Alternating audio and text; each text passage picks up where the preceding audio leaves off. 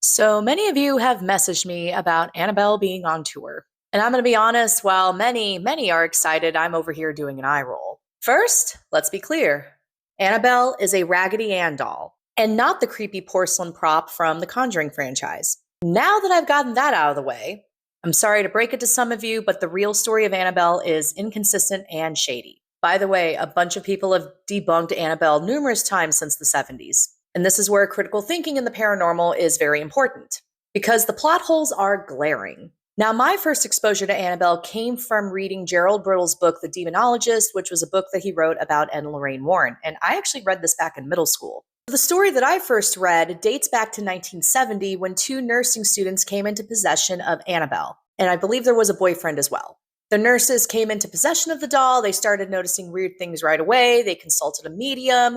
The medium told them that the doll was possessed by a little girl named Annabelle Higgins, who had died before the apartment building was built, and, make her feel welcomed and whatnot. Like the plot in most horror movies, the nurses gave Annabelle permission to hang around. Then things got dark. Things started to get sinister. The doll was moving by itself and moving positions. The nurses and the boyfriend get freaked out, and so they call in Ed and Lorraine Warren. Now, if you've ever done research on Ed and Lorraine Warren, you're going to notice a pattern. Anytime that they make visits to people who call them and ask them for help, they usually bring a reporter with them. And that's what they did in this case when Ed and Lorraine visited the nurses. They brought a reporter by the name of Jill Amadio, who, of course, then wrote an article about the case. Not long after Ed and Lorraine Warren got involved with the Annabelle case, then things started to get dark.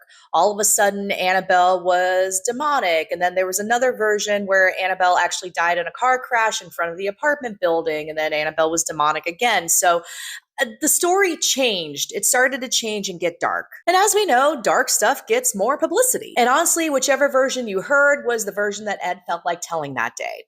So the Warrens had been milking this story for decades, and now their son-in-law, Tony, is continuing that legacy. If you look up any of the accidents or the motorcycle death that's associated with Annabelle, it's been debunked.